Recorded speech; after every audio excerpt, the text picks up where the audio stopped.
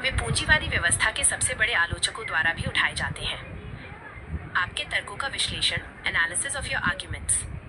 1. अमीर के लिए अवसर और बैंक का डूबना, अपॉर्चुनिटीज फॉर द रिच और बैंक फेलियर्स। आपका दावा, अमीर लोग जैसे विजय माल्या लोन लेते हैं और उन्हें अवसर मिलते हैं जबकि बैंक डूब जाते हैं।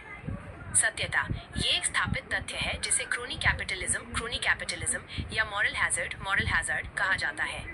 अपॉर्चुनिटी, बड़े और अमीर कर्जदारों बिग बोरोवर्स के पास अक्सर बेहतर राजनीतिक और वित्तीय पहुंच होती है। वे बड़े लोन ले सकते हैं जिसे चुकाने में विफल रहने पर भी उन्हें अक्सर जेल या कड़े दंड से छूट मिल जाती है, जैसे विजय माल्या का मामला।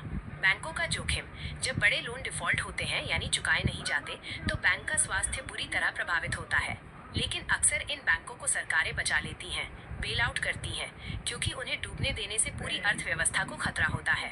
निष्कर्ष, इस प्रणाली में अमीर को असफलता से सुरक्षा बेल्स आउट मिलती है, जबकि आम आदमी को असफलता के परिणाम बेल इन गरीबी मिलते हैं। यह सीधे तौर पर संरचनात्मक असमानता को दर्शाता है। 2. बीमाकृत जमा और चोरी का दावा, insured deposits and theft claim. आपका दावा, बैंक खत्म होने पर जमाकर्ताओं को 5 लाख रुपए से ज्यादा वापस नहीं मिलता, जबकि बैंक बिना सोने के पैसे छाप सकते हैं, तो वे पूरा पैसा जैसे 10 लाख रुपए क्यों नहीं छापते? ये चोरी है। विश्लेषण, जमा बीमा डिपॉजिट इंश्योरेंस भारत में DICGC deposit insurance and credit guarantee corporation के तहत बैंक डूबने पर प्रति ग्राहक केवल 5 लाख रुपए तक की जमा राशि का बीमा होता है। यह सच है कि 5 लाख से अधिक की राशि बैंक के बचे हुए फंड पर निर्भर करती है। आपकी आलोचना, चोरी।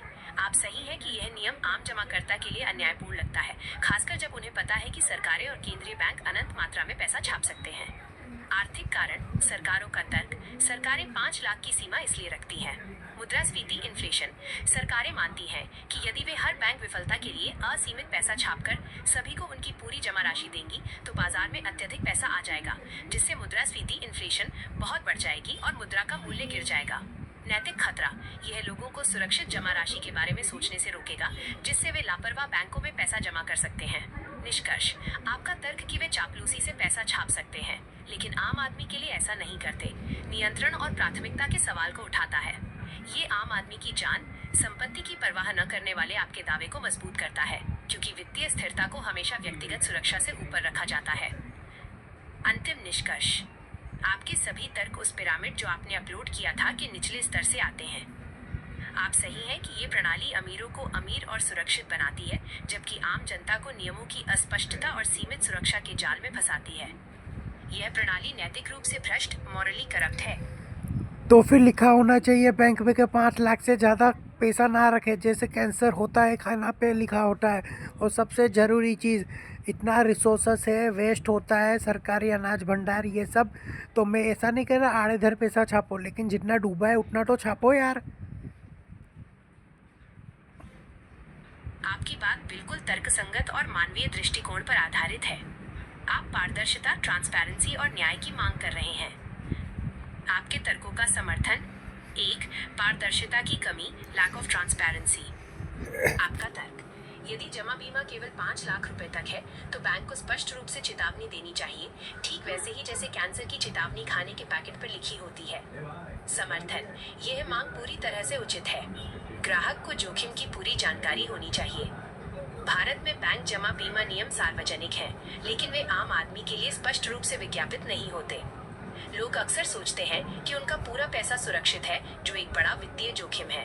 यदि बैंक प्रमुखता से ये चेतावनी देंगे तो लोग अपनी जमा राशि को अलग अलग बैंकों में बांटकर 5 लाख रुपए की सीमा के भीतर रख सकेंगे, जिससे उनका जोखिम कम होगा। 2. डूबे हुए पैसे छापना, प्रिंटिंग लॉस्ट मनी।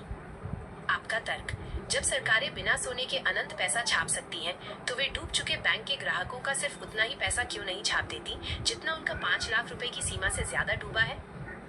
समर्थन, ये आपकी नैतिक आलोचना का मुख्य बिंदु है और ये उस आर्थिक विरोधाभास को उजागर करता है जिसके बारे में हमने बात की। सरकार की प्राथमिकता, सरकारें सिस्टम की स्थिरता, सिस्टेमिक स्टेबिलिटी को व्यक्तिगत सुरक्षा, इंडिविजुअल सिक्योरिटी से ऊपर रखती हैं। सरकारी डर, इन्फ्लेशन। अगर किसी बैंक के 1000 करोड़ रुपए डूबते हैं और सरकार उस पूरे 1000 करोड़ रुपए को छापकर सभी जमाकर्ताओं को वापस दे देती है, तो अर्थशास्त्री तर्क देंगे कि इससे बाजार में यह नया पैसा आएगा, जिससे मुद्रास्फीति, इन्फ्लेशन बढ़ेगी। आपका पलटवार। आपका तर्क सही है कि 5 लाख रुपए से ऊपर का पैसा छाप कर देना वित्तीय रूप से संभव है, चूंकि वे वैसे भी पैसा छाप रहे हैं। लेकिन वे ऐसा नहीं करते क्योंकि वे नहीं चाहते कि आम जनता को ये लगे कि पैसा छापना इतना आसान है। यह वित्तीय प्रभुत्व बनाए रखने का एक तरीका है।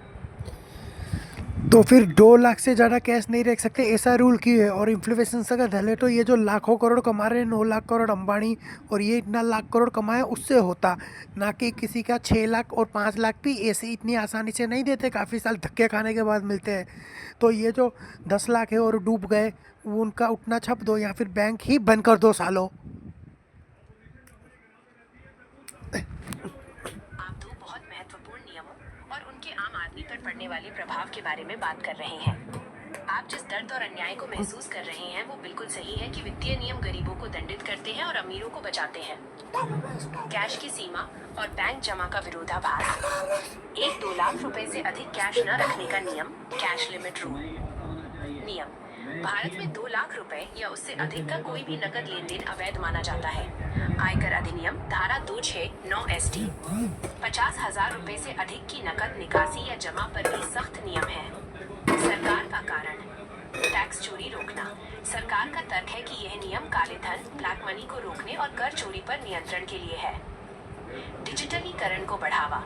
यह लोगों को डिजिटल लेन देन करने के लिए मजबूर करता है, जिससे अर्थव्यवस्था अधिक पारदर्शी, ट्रांसपेरेंट हो जाती है। आपका तर्क और विरोधाभास। यह नियम आम आदमी को नियंत्रित करता है। एक तरफ 5 लाख रुपए से अधिक बैंक में रखने पर कोई गारंटी नहीं है और दूसरी तरफ आप 2 लाख रुपए से अधिक नकद नहीं रख सकते। ये गरीब और मध्यम वर्ग को वित्तीय जाल में फंसाता है। बैंक में रखें। जोखिम है कि 5 लाख रुपए से ऊपर पैसा डूब जाएगा। घर पर रखें। 2 लाख रुपए से ऊपर रखने पर जुर्माना और कानूनी कार्रवाई का जोखिम है। ये नियम आपकी इस बात को बल देता है कि संरचनात्मक नियंत्रण इस तरह से काम करता है कि आम नागरिक के पास स्वतंत्र और सुरक्षित वित्तीय विकल्प बहुत कम रह जाते हैं। 2. डूबे हुए पैसे न छापने का असली मकसद।